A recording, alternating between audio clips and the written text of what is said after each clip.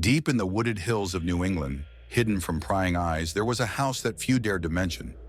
They said it was built on the site of an ancient Indian burial ground, and the walls of the house kept the memories of everyone who had ever lived here.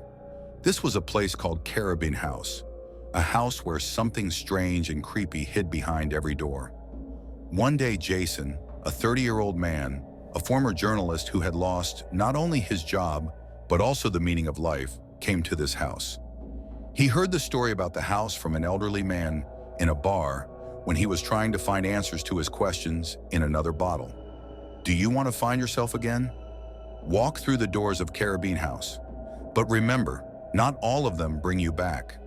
When Jason first saw this house, he felt a strange mixture of fear and curiosity. A shabby facade with mold stains, dark windows resembling empty eye sockets.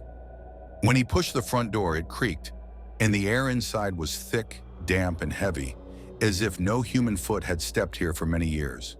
The first door he opened led him to a child's room. In the center stood an old wooden chest.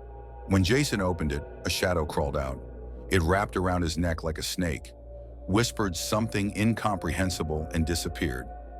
At that moment, Jason realized that he could no longer remember the names of those he once loved. Behind the second door was a long corridor with paintings. Each depicted people dying a terrible death. The floor beneath his feet moved. It wasn't a board, but a mass of crawling creatures with sharp claws scratching at his boots. He tried to go back, but the door had disappeared, leaving him with only one way to go: forward. The third door opened by itself, and an icy air blew out.